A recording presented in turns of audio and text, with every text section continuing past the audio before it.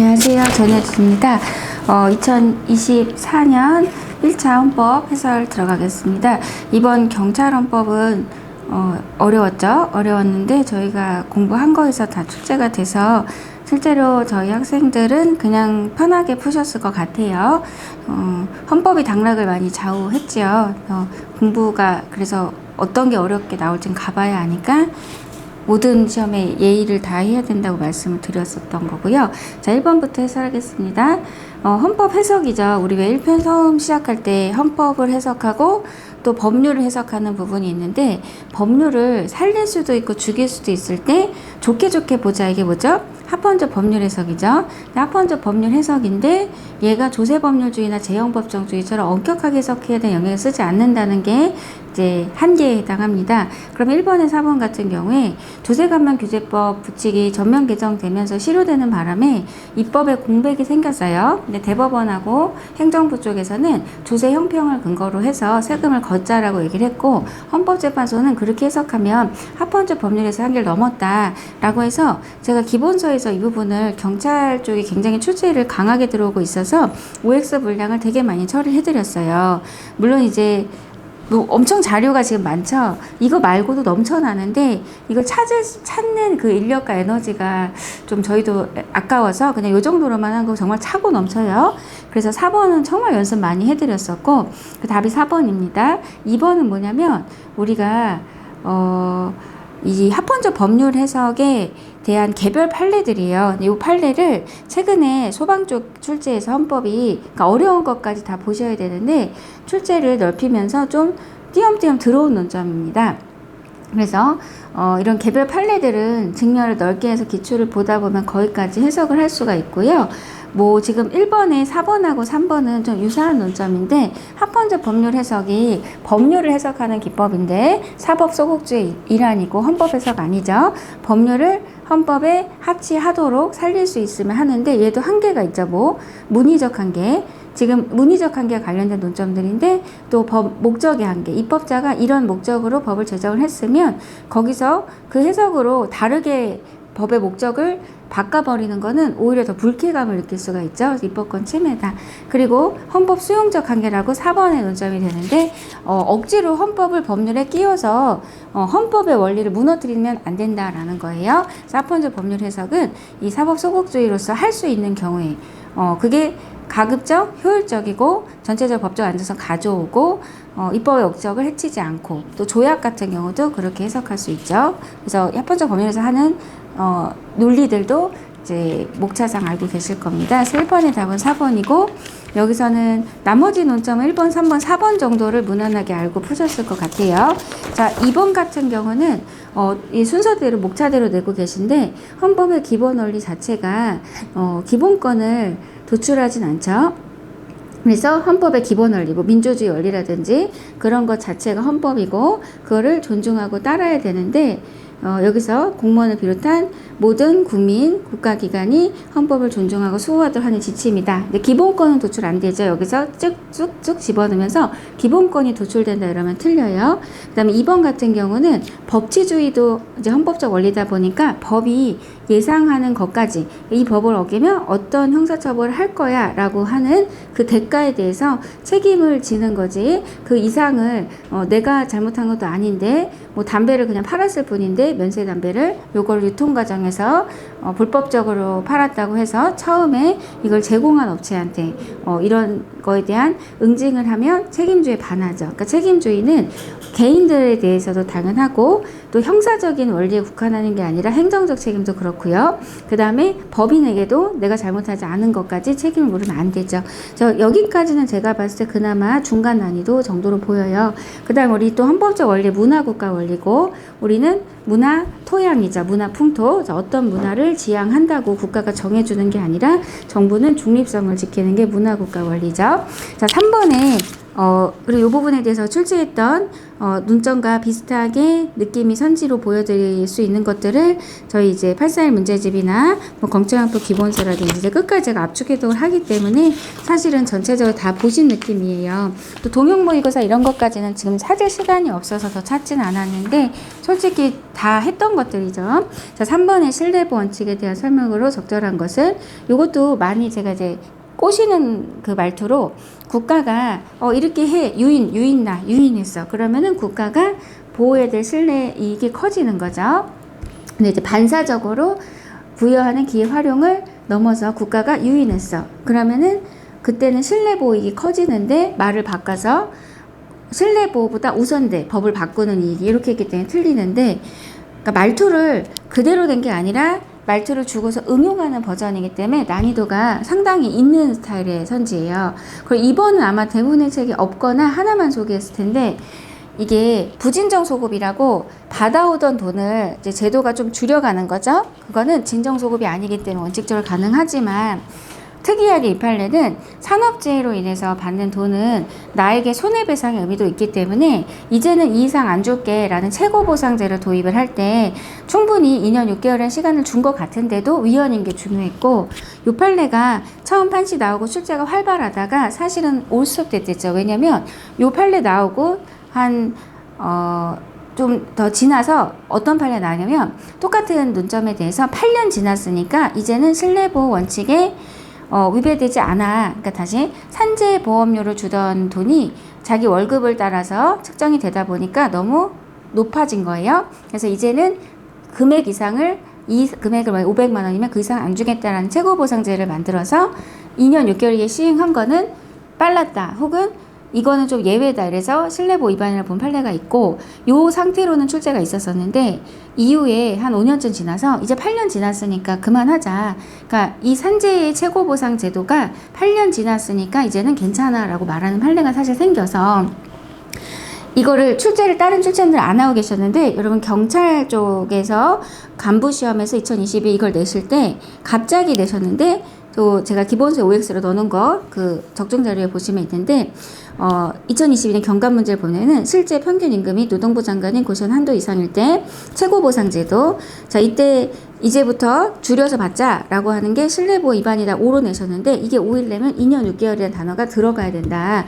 8년이면 이게 이제 오히려 반대로 풀어야 된다 이렇게 말씀드렸는데 경찰 간부는 그래서 좀 상대 소거하게 내셨고 여러분 시험은 2년 6개월이라고 정확히 줬기 때문에 이건 신뢰보호 위반된다는 판례죠. 이거를 이렇게 길게 설명을 듣고 호흡을 하고 반복해서 내 거와 해야 지금 뭔가 속어든 뭐든 되는 시험이에요. 그래서 이번이 솔직히 좀 어렵다 보니까 대부분의 책들이 안 가르쳤을 가능성이 클 것 같아요. 뭐 최근 기출이 있다 보니까 소개는 했겠지만 좀 두 개 판례예요. 사실 얘도 요 똑같은 거에서 2년 6개월이면 이 판례고 8년 지나면 신뢰보호 위반되지 않는다가 맞아요. 그래서 판례가 사실 두 개 있고요. 그런 거를 출제원들이 낼 때 다 예상을 하고 들어가셔야 돼요. 뭐 그렇다 하더라도 답은 뭐 편안하게 2번 모르셔도 낼 수 있을 것 같아요. 신뢰보호는 우리가 특히 입시제도 개편에서 많이 주장을 하게 되죠. 그래서 당연한 거고 약간 단어 위주로 이제 암기해서 치는 논점은 아니고 전체적인 흐름과 회독이 돼야 되죠. 사법, 조세법 영역에서는 그냥 어떤 법이 여러분 멈춘다는 건 없죠. 그래서 현재의 세법이 변함없이 유지되리라는 납세자의 기대나 신뢰는 보호될 수 없다. 그래서 3번에 4번이 당연한 얘기고 어찌 보면 당연하고 어찌 보면은 원래 헌법에 우리가 생각했던 그냥 단어 암기로 키워드 처리하는 스타일은 아니다 보니까 어려워라고 당혹스러우실 수가 있죠. 또 이것부터 푸셨으면 더 그렇고 헌법의 제정과 개정이 앞으로 좀 강화될 거라고 했고 근데 얘가 사실은 여러분 시험에서는 신행정소도 이전에 관한 특별조치법 판례를 많이 내다 보니까 개정 주제가 조금 덜 나온 편인데 특이하게 지금 섞어서 내셨어요. 답은 4번인데 사실은 간섭헌법을 우리가 개정을 한다고 봤었죠. 그래서 간섭헌법도 개정을 해야지만 바꿀 수 있는 거다. 그래서 신행정수도 이전에 특별조치법 사건에서 왜 법률로 고쳤냐.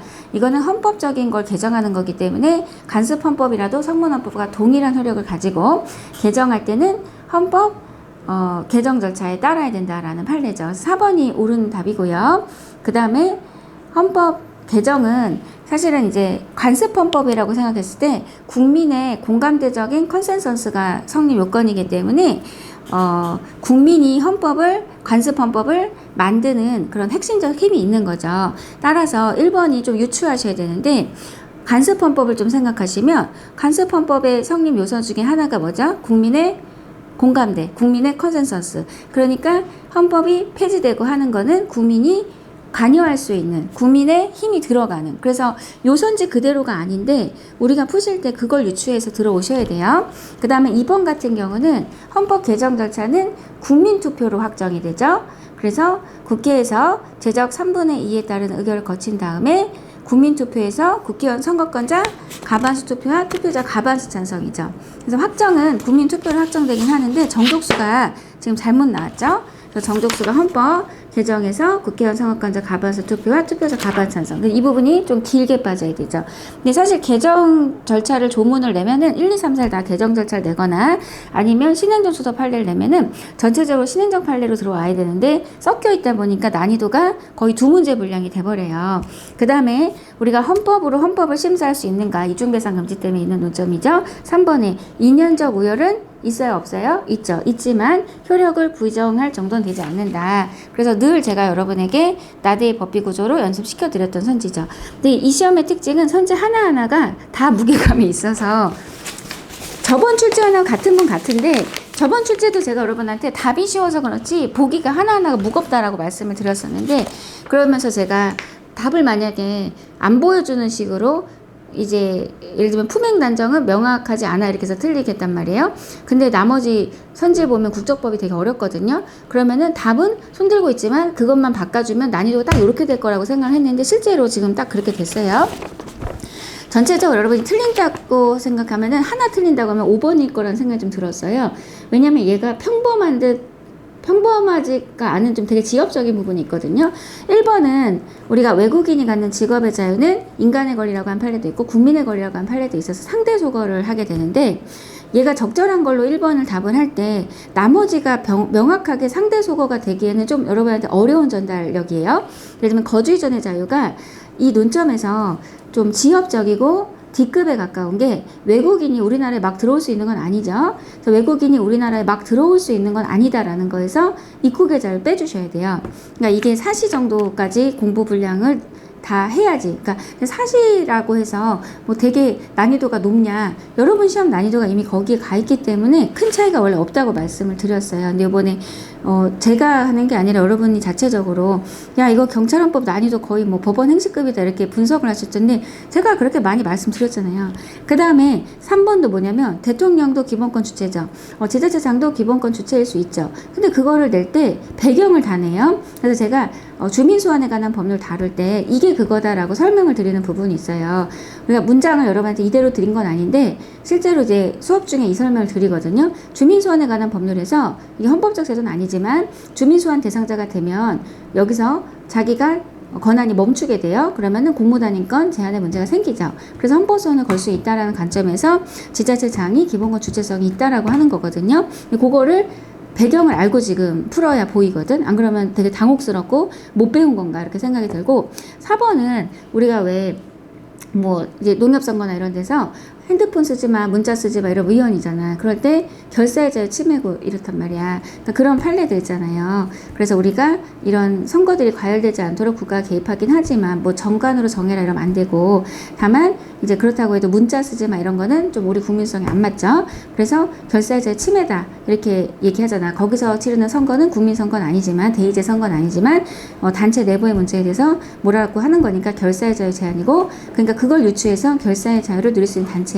4번이 쉽다는 뜻은 아니에요. 이 말투로 푸는 거는 여러분 해본 적이 없단 말이야.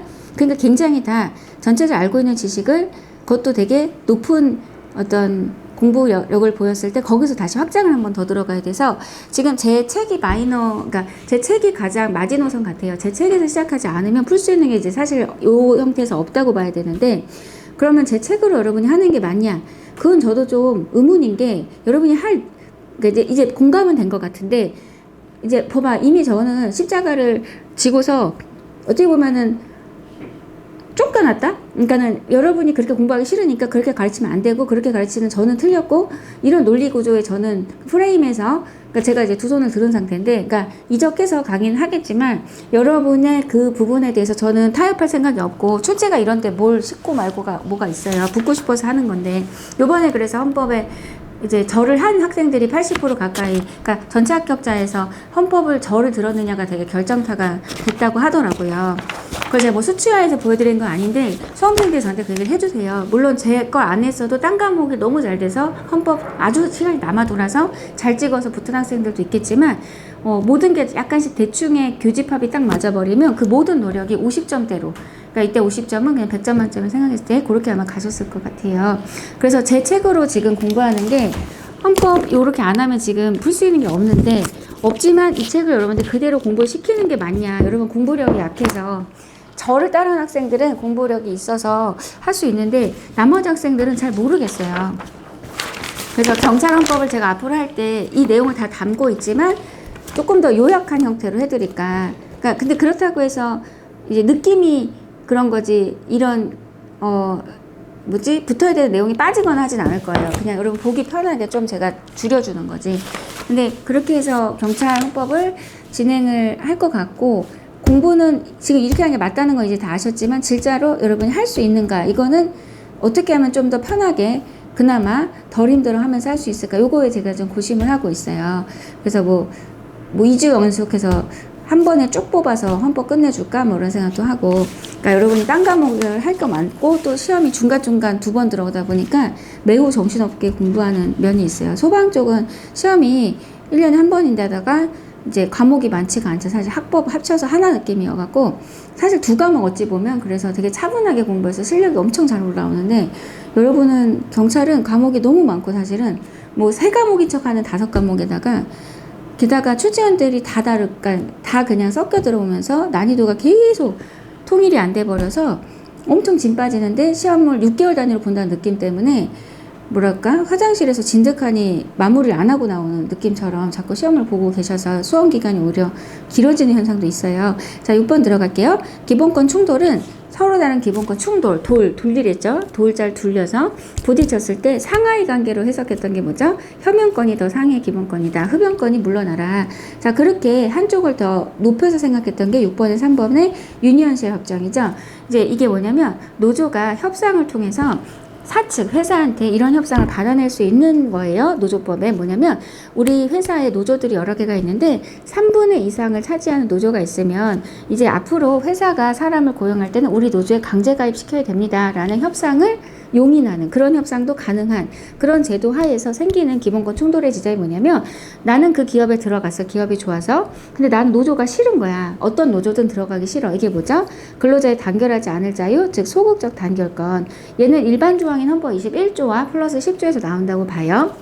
이때 유니언식 협정 체계를 용인하는 이 제도 하에서는 노조의 근로상권 33조가 더 상위의 기본권이다. 그래서 상하의 관계로 봤던 판례죠.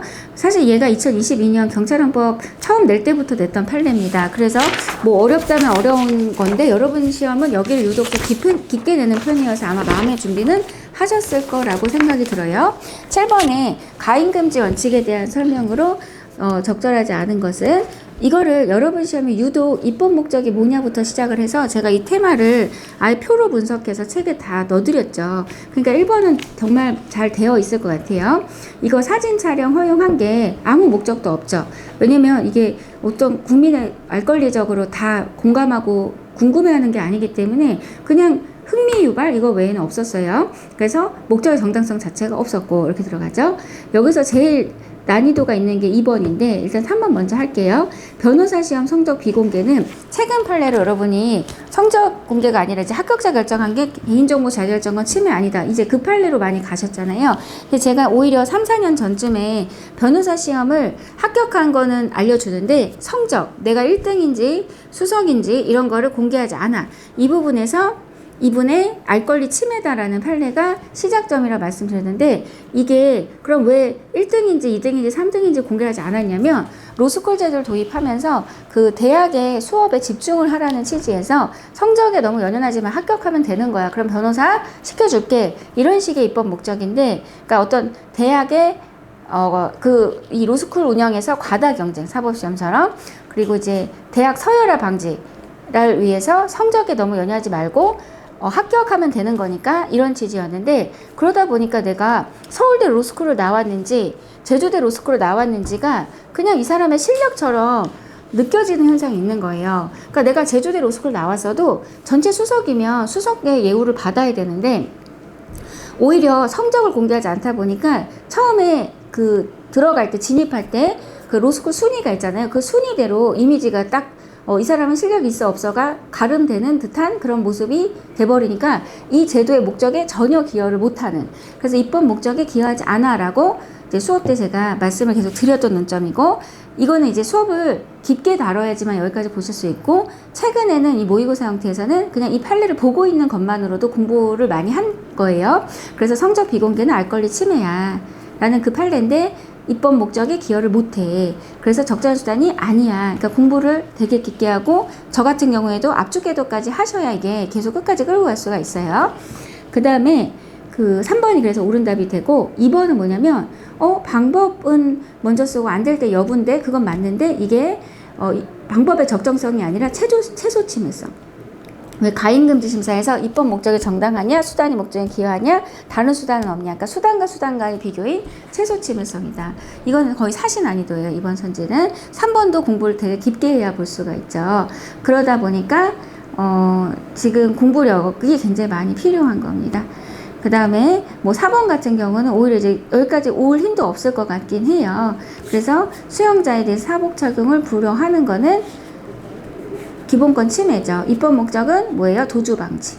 재소자용 의료 입으면은 티가 날 거니까 유용한 수단이나 최소 침해성에 반한다라는 거죠.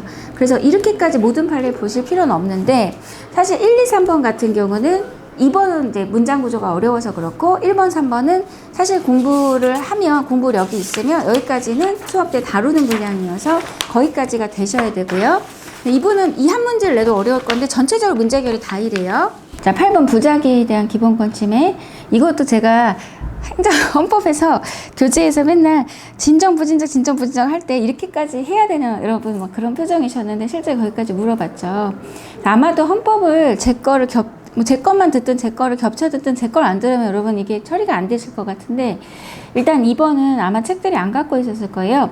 국군포로에 관한 법률에 실제로 이제 시행령에서 왜 안 정했느냐, 행정입법 부작위가 위헌나는 경우가 드문데, 이게 명예권 침해, 재산권이랑 틀려요. 이 판례도 아직은 기대이기여서 명예권 침해다라는 판례가 판시되고 나올 만한데도 2018년부터 지금까지 출제가 없었어요.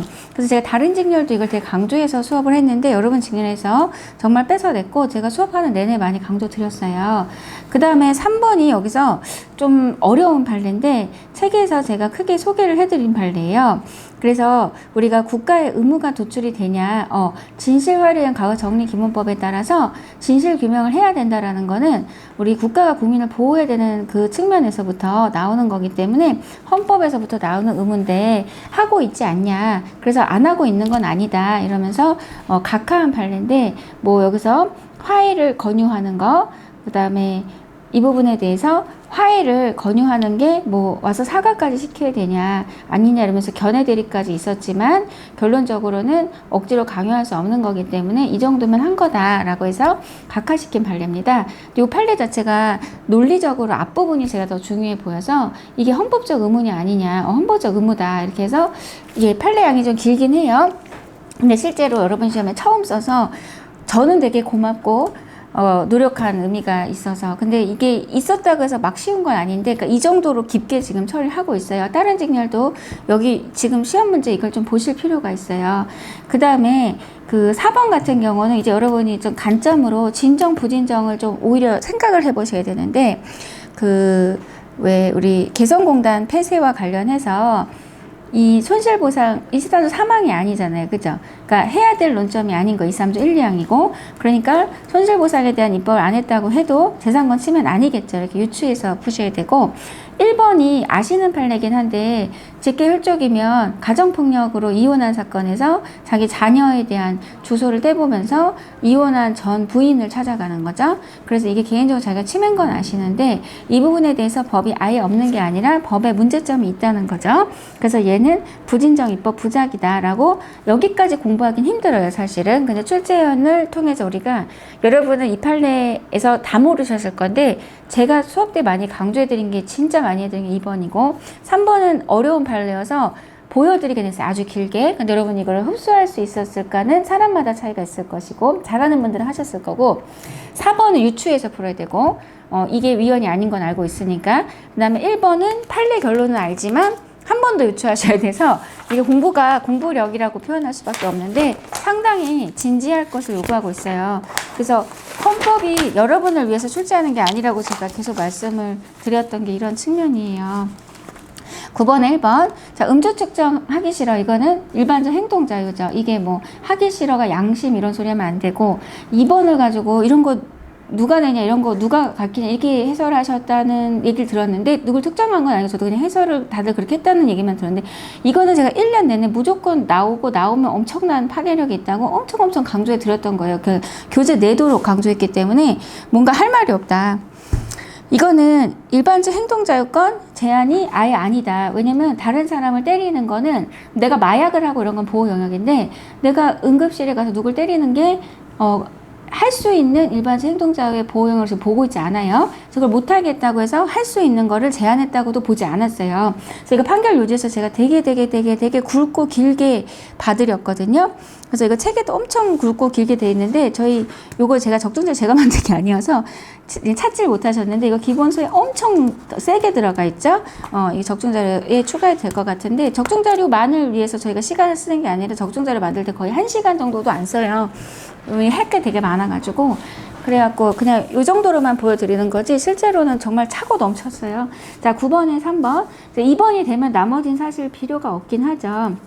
그 관점에서 이 제한은 뭐야? 기본권을 내 맘대로는 못하게 하는 거죠. 근데 제한이려면 일단 보호 영역이어야 되는데 음란 표현은 표현의 보호 영역이죠. 일반적 행동자유권도 마약하는 것도 보호 영역이죠. 근데 누굴 때리는 거는 보호 영역이 아니라고. 그래서 나머지 논점은 좀 유추해야 되는데 이번 같은 경우는 판례 자체가 되게 독보적이라고 보입니다. 그 다음에 10번 보시면 여기서 1번을 유추해서 좀 푸셨을 것 같아요. 왜냐면 이게 완전 중요 판례는 아니어서 다른 시험들이 아직 안 낸 상태에서 그냥 최신 판례로 누적되어 있는 걸 내시는 스타일이거든요. 그래서 우리가 남성만 이제 군복무를 하고 여성은 안 하는 거에 대해서 평등과 침해 아니니까 뭐 여기서 예비역 복무도 그렇겠죠. 그래서 요 부분에서 그 판례로 그냥 유추하시면 되긴 해요. 오히려 2번 같은 게 출제가 많았고 중요했던. 근데 얘가 유행이 깊게 내는 유행이 좀 지나간 상태여서 최근 유행으로 강조해서 보면 좀 얘도 공부력이 필요한데 자유형 사례권을 원래 전계 전형으로 특목고랑 같이 지원을 했다가 떨어지면 일반 지원으로 우리 일반적인 그 고등학교 지원할 때 이제 지원을 하는 거니까 자율형 사립고를 뭔가 우선시 했었단 말이에요. 근데 이거를 이제 후기로 보내서 일반고랑 똑같이 전형을 진행해 라고 하는 거는 합헌인데 동시 선발 진행은 동시 후기 합헌인데 대신에 이제 후기로 왔을 때 1지망은 자율형이면 2지망은 뭐 일반 국공립 이렇게 들어가게 해줘야 되는데 자율형을 지원했어? 너는 끝이야. 중복 지원 금지야. 이게 위헌이죠. 그러니까 자율형 사립고를 지금 싫어하는 거예요. 지금 이 제도를 만든 쪽에서 자율형 사립고를 지원해? 너 재수할 각오를 해. 고등학교부터 재수 각오를 하라는 거야. 그래서 중복 지원 금지는 이게 지나치다. 그래서 평등권 침해인데 교육에 관한 측면에서 우리가 평등을 강조하기 때문에 헌법이 비례심사하겠다 해서 이렇게 해야 되는 목적이 뭐냐, 수사의 목적에 기여하냐 이런 식으로 평등심사에서 비례심사를 들어간 판례예요. 그래서 후기로 중복지원을 금지한 중복지원 금지는 뭐죠? 비례심사였다.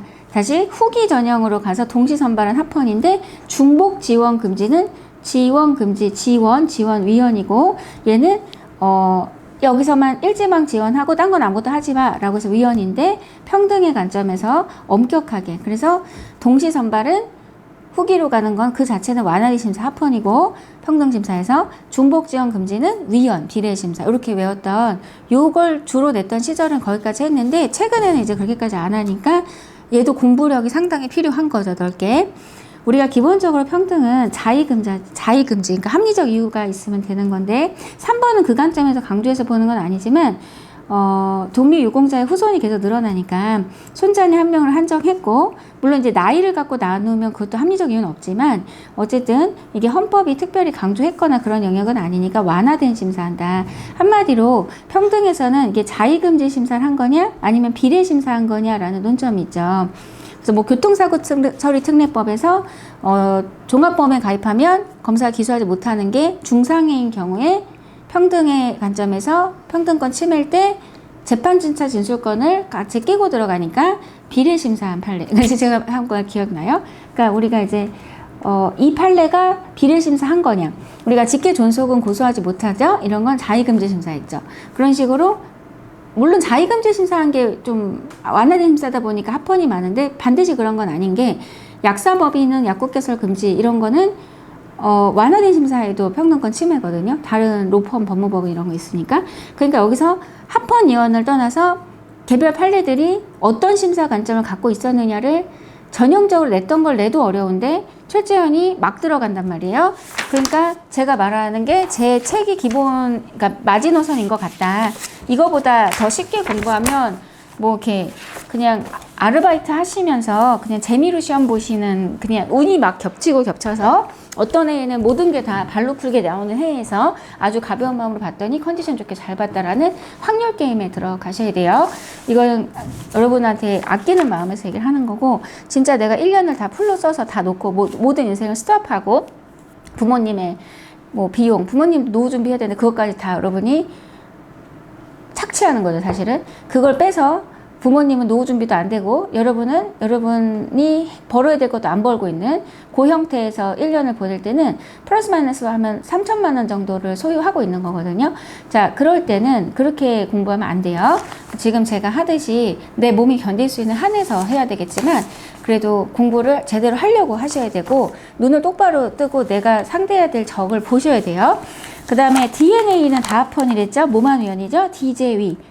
DNA는 재판 청구권으로만 붙어야 돼요. 이 출제원 이거 판례 뒤에서 한번 다시 쓰시죠. 강제 퇴거는 출국 금지해서, 그러니까 강제 퇴거 받은 사람을 내보낼 때 상한이 없는 게 판례 변경해서 과잉 금지 내지는 적법 절차 위배로 받고, 이거 너무 기본이고 유명한 판례죠. 1억 이상 벌금형인데, 벌금을 안 내면 우리가 노역적 유치라고 환영, 벌금의 환영인데, 요게 재벌 총수 같은 경우는 뭐 몇백억 때리고 이걸 30일로 나눠서 일당 5억씩 가지고 그래서 황제노역이라는 비판을 받고 입법을 개선을 해서 이제는 1억 이상 벌금형은 최소 몇백에 산다. 이건 과잉금지 위반은 아니에요. 근데 이 법을 쓰는 시행일이 바로 써버린 거죠. 이제부터 죄를 짓고 이 1억 원 이상의 벌금에 해당하면 노역적 유치 하한을 쓴 게 아니라 그 전에 지은 죄에 대해서 이 조문을 바로 써버린 거니까 벌금형의 환영도 크게 보면 형벌로 받고, 형벌 불소급 원칙에 적용을 받고 형벌 불소급 원칙에 위배되는 유일한 판례죠. 그러니까 얘도 논리구조를 더 들어갈 수도 있는데 그나마 절제하신 걸로 보입니다. 여기가 그나마 쉬우셨죠. 왜냐면 여러분 신체의 자유를 겁나 진지하게 하니까 지금 전체적으로 1번부터 20번까지 난이도에서 11번이라고 딱히 쉬운 건 아닌데, 여러분이 다른 과목에서 하는 그 내공이 있다 보니까 11번은 그나마 쉬웠을 거예요. 제 말 이해가 되세요? 출제원은 쉽게 내는 게 아닌데 공부를 한 주제는 여러분이 좀 상대적으로 쉽고, 대충 한 거는 어려워요. 그리고 이분 같은 분이라 저는 보는 게, 지금 문신이 몇 번째 나온지 모르겠어요. 원래 문신은 예술이다 이렇게 되셨었는데 웃긴데, 그 판례 중에 문신도 예쁘게 하면 예술일 수 있지, 약간 이렇게 지나가듯이 한 말을 예술의 자유로 2022에 빼셔내서 너무 황당했었는데 근데 사실 그 판결의 요지는, 메인 제목은 문신업을 금하는 건 의료법에서 금지하죠. 왜냐면 반을 쓰니까. 의료법 위반죄로 처벌하는 게 직업에 대한 침해 아니죠. 이게 판결 요지인데, 이 판례를 보통 이렇게 쓰는데 좀 이상하게 다른 부분을 빼셔서 좀 황당했었는데, 다시 원래 또 이 판례로 돌아오셨어요. 이 판례 굉장히 많이 좋아하시는 것 같아요. 여러분 출제원이 되게 뭐랄까 어떤 면에서는 진실하신데 1단계 제한, 2단계 제한, 3단계 제한, 직업 수행의 제한이 1단계 제한이고, 이거는 직업을 뺏는 건 아니니까 이제 어떤 제한의 폭이 넓게 인정된다. 여기도 응용 버전이 있어요. 다음 시험까지 같이 준비해드리면 변호사가 접견할 때 접촉 차단 시설을 쓰면은 위헌이죠. 재판 청구 침해. 그래서 이제 개선이 됐는데, 소송 중이라는 거 소명해라. 걔도 기본권 침해인데, 그때 그 변호사가 재판 청구권으로 주장을 안 하고 직업수행자의 침해다 이렇게 주장을 했을 때 소송 중이라는 서면을 내려면 그 만나는 중간에는 불편하게 만나야 되니까 그래 직업수행의 자유 1단계인데 침해네 이렇게 했을 때 그때는 얘가 1단계 제한이지만 엄격하게 심사할게 이렇게 얘기해요. 지금 제가 이렇게 말하는 부분이 지금 출제되는 거거든요.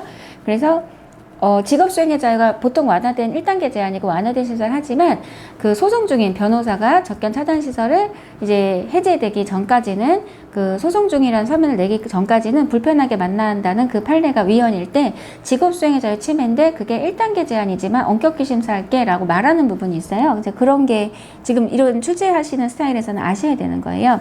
자, 로스쿨, 이화여대 로스쿨은 여성을 모집하잖아요. 그거에 대해서 이 모집 요강형법 소행 대상은 아니고 교육부 장관이 인정한 부분, 이게 공권력인데 기본권 충돌이죠.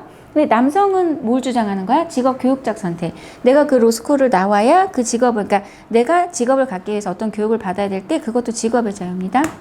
성매매 직업이죠. 4번 대체군이 뭐예요? 업무상 배임, 배임도 직업이다. 그래서 배임을 처벌하죠. 뭐 형법도 그렇고 부정경력 방지법도 그렇고 배임이 먹고 살려고 하는 거면 직업이다. 그러니까 우리가 직업의 자유에서는 공공무해성, 뭐 깨끗하고 예쁜 것만 직업이야 이렇게 생각 안 해요. 그래서 성매매 대체군이 업무상 배임입니다. 이렇게 제가 해드리는 게 지금 나오고 있는 거예요. 그래서 이렇게 공부했냐 안 했냐 차이가 커요. 자, 13번. 표현은 지금 저도 표현하고 있죠. 그러니까 내 생각을 표현하고 이게 뭐 국가적인 일에 대한 표현이라면 알 권리, 표리 일체 관계. 그 얘기예요. 그 다음에 어떤 정서 중립성 때문에 공무원은 정당 가입 금지자 합헌이고 그 밖에 정치단체에 가입을 금하는 거는 위헌인데 이 판례를 그냥 쌍둥이로 가져가서 사회복무위원 역시도 정당 가입 금지는 합헌이고 정당은 뭐 반은 가입하고 안 하고 이런 건 이상해서 그 밖에 정치단체 가입은 명확하지도 않고 위헌인데 정당 가입할 수 없도록 한 부분은 기본권 침해가 아니기 때문에 2번이 틀린 게 됩니다. 그 다음에 우리가 모욕 논점이 있는데 뭐 다른 논점 그냥 모욕죄 자체가 형법에 있는 건 합헌이죠. 모욕죄 자체는 합헌인데 이 판례가 시리즈물이 있어요. 모욕은 합헌, 모욕죄 여러분 배우시죠? 근데 예전 형법에 국가기관을 모독하면 처벌했던 죄가 있는데 걔는 위헌이고 왜냐면 국가기관 맨날 우리 욕하잖아요. 그래서 예전에 있었던 제도인데 위헌이고 그 다음에 군형법에 상간모욕죄라고 있는데 걔는 합헌이고 그 다음에 다시 형법으로 돌아와서 국기를 모욕하면 우리 처벌하죠. 이제 어떤 국기를 태우면서 자기 의사를 표현한다고 했을 때 그 표현의 자유를 제한하는 거지만 침해하진 않는다. 국기는 우리는 되게 숭고한 어떤 의미를 갖고서 함부로 훼손하지 않는 나라죠. 그래서 뭐 이 판례 하나만 기억하셔도 되는데 국기를 함부로 훼손하면 처벌한다는 이 형법은 합헌이라는 판례입니다.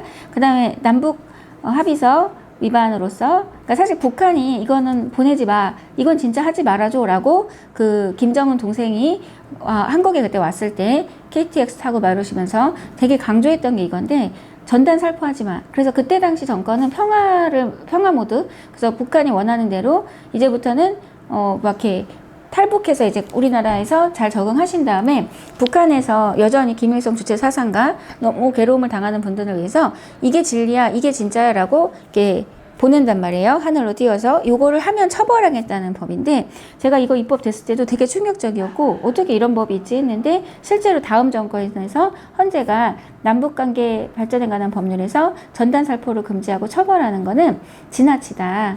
그래서 이거는 괜찮다라고 보긴 어렵다 해서 기본권 침해인데 그 기본권 침해의 말투에서 중간 발생하는 거죠. 그래서 괜찮은 규제라고 보긴 어렵다. 그래서 그 말투에서 이 전단 살포 금지하고 처벌하는 건 표현의 자유 침해라는 판시인데 이걸 충분히 내고 나서 문장 발췌를 좀 세부적으로 들어간 게 아니어서 그냥 4번만 놓고 OX를 한다면 그 판례를 그대로 낸 거에 비해서는 어렵죠. 그 다음에 집회의 자유도 충격적인 게 우리가 5개 집회가 개념에서 뚜껑이 없는 게 5개 집회죠. 그러니까 5개는 길 밖. 근데 옥내는 건물 안. 꼭 그런 게 아니라 이 공간에 이게 중간에 이렇게 잡혀 있어도 올림픽 경기장에 뚜껑이 없으면 5개 집회니까 집시법상에 신고를 해야 되는 개념과 시위는 이동하는. 근데 도로 이런 데 행진하는 그러나 동시에 개념 정의의 뒷부분을 보면 위력 기세를 보여 그러니까 대학 구내에서의 집회라도 그러니까 장소적 개념을 전제하지 않는 표현이 나와요. 불특정한 여러 사람에게 제압을 가하는 그런 행위도 시위다. 그래서 시위가 꼭 도로, 일반이 자유를 통행할 수 있는 장소 이렇게만 보는 게 아니야. 그래서 나는 대학 구내에서 한 건데 왜 집시법상의 심의로 봐서 규제를 하느냐. 그때 판례가 한 말은 이게 꼭 일반 공중에 통행에 제공될 수 있는 장소만 심의라고 보고 있지 않다라는 걸 강조하거든. 근데 얘가 사시나 국회 8급이나 이런 난이도 7급에서 아주 어렵게 되면 들어오는 선지인데 이게 지금 처음부터 책에 있어야 되고 저는 수업을 그렇게 해드리고 압축해독도 해드리니까 그냥 거기까지가 된단 말이에요. 근데 이거 뭐 중요한 거 키워드 이렇게만 봐 이러면 이제 못해요. 2번은 예상이 아니라 명백해야죠. 명백하게 우리가 표현의 자유는 되게 중요하기 때문에 그럴 것 같아 이러면서 집회의 자유를 제한하면 안 되고. 자, 3번 선지에서 인천애들 요게 표현의 자유 침해예요. 근데 판결의 논리 중에서 이유중 판단까지 들어오신 건데 그냥 아예 금지해버린 거기 때문에 절대적 금지. 그러니까 원칙 금지 예외 허용 그 형태도 아니라 그거야. 그래서 우리가 헌법에서 표현의 자유 워낙 중요하니까 검열 금지처럼 집회 결사에 대한 허가지 금지 있잖아요. 그럼 얘는 그것조차도 넘어섰다는 거야 지금 말투가. 그래서 뭐 예외적으로 허락받고 해 이것도 문제일 건데 얘는 애초에 그냥 안 돼라고 하고 있기 때문에 그러니까 절대적 불허기 때문에 그냥 집회 결사에 대한 허가제 금지 거기까지도 안 간다는 거야. 그러니까 그렇게 심각하게 그냥 담아갔다는 거야. 이 말투에 꽂힌 거야 출제원이. 그러니까 얼마나 경찰헌법은 헌법을 제대로 안 해도 돼라는 관점이 전혀 없는지를 알 수가 있어요 출제원이.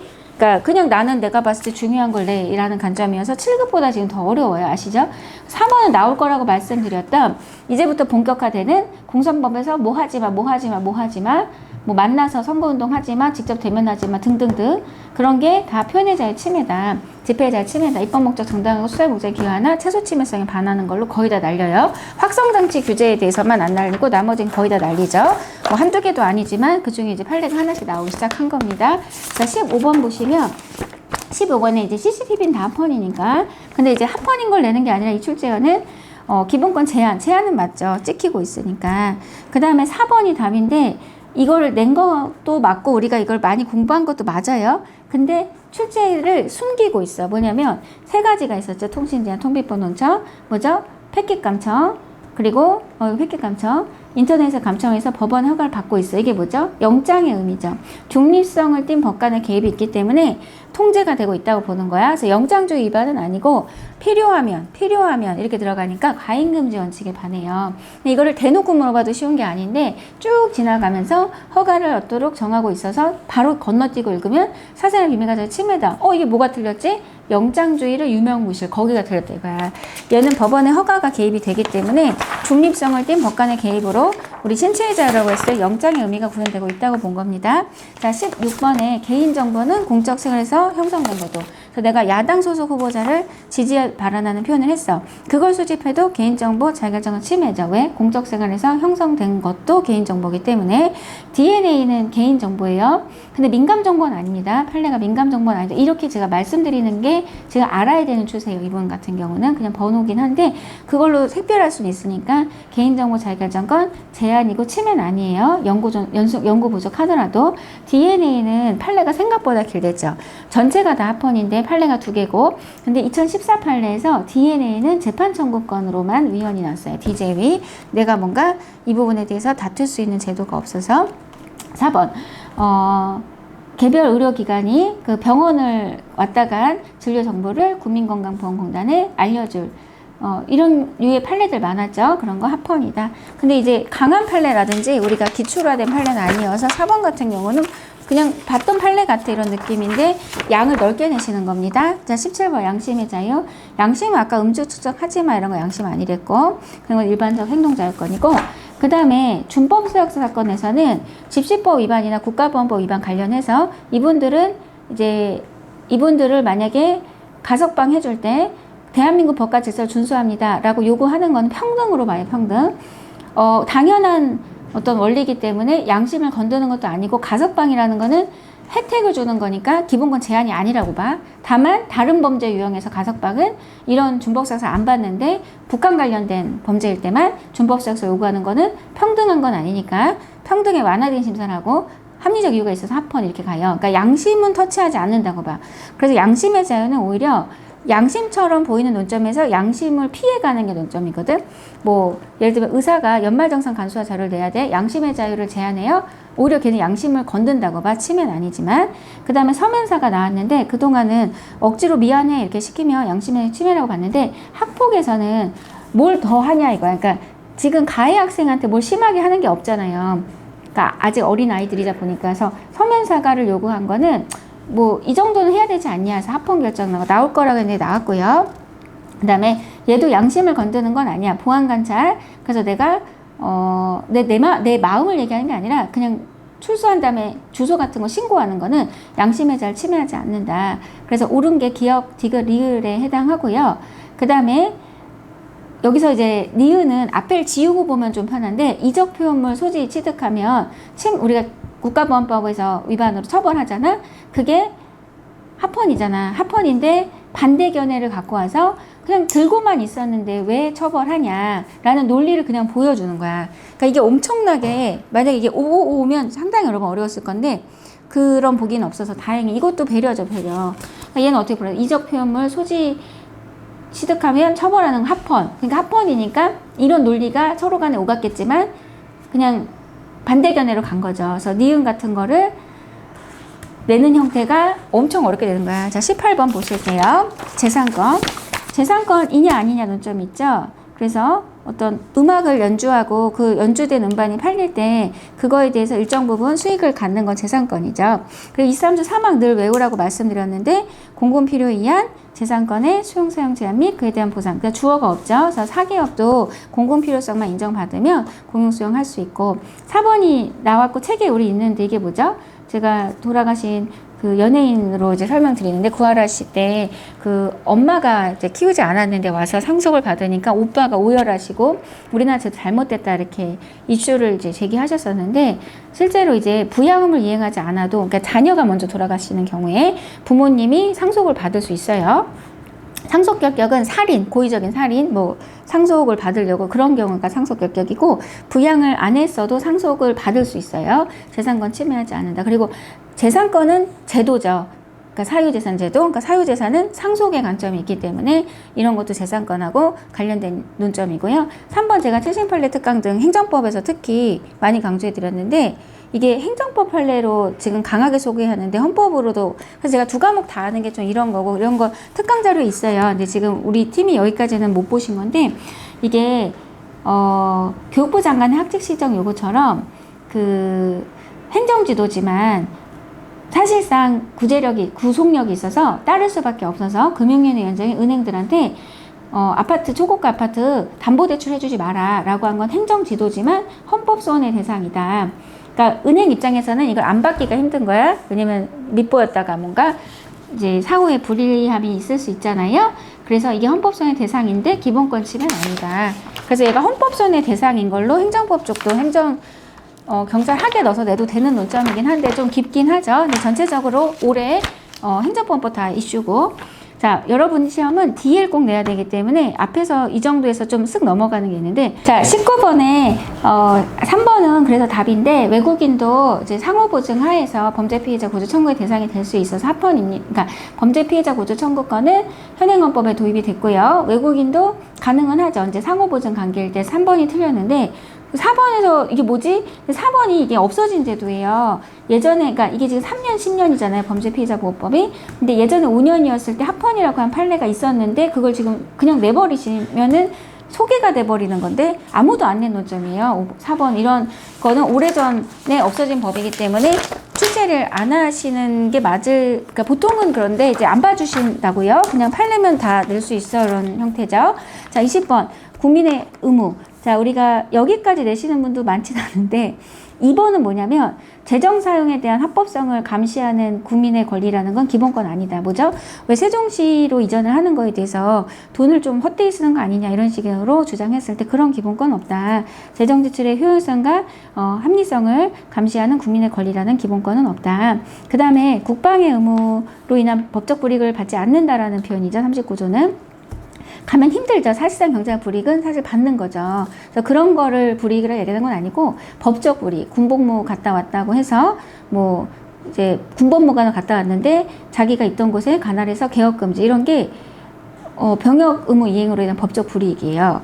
그래서 그 판례가 그 변호사 개업 금지 사건으로 판사 검사 출신이 15년 미만 근무했을 때 자기 관할 근처에서 개업 못해 라고 해서 입법 목적이 정관이후 근절이고 수단이 목적에 기여를 못하는 제도로 유명한데, 사실은 그 판례 안에서 또 논점이 뭐냐면 군법무관 역시 그렇거든. 자기가 군법무 한 곳에서 개업을 못하는데 그게 물론 잘못된 제도인 것도 있지만 39조 2항에도 걸려요. 왜냐면 법적 불이익이기 때문에. 그러니까 공부를 되게 깊게 해야 된다고. 그 다음에 공중보건의사가 지금 우리가 뭐 의대 정원 막 늘리고 있잖아요. 의료진이 많이 부족해서 지방의료원에 군복무를 하실 때 의사분들을 공중보건의로 보내거든요. 그러니까 이분들은 좀 길게 쓰려는 취지야. 그래서 군사교육에 소집된 기간을 군복무 기간에 산입 안 하고, 원래 공중보건의들이 받는 수당이 있는데 그것도 안 나가요. 평등권 침해하지 않는다.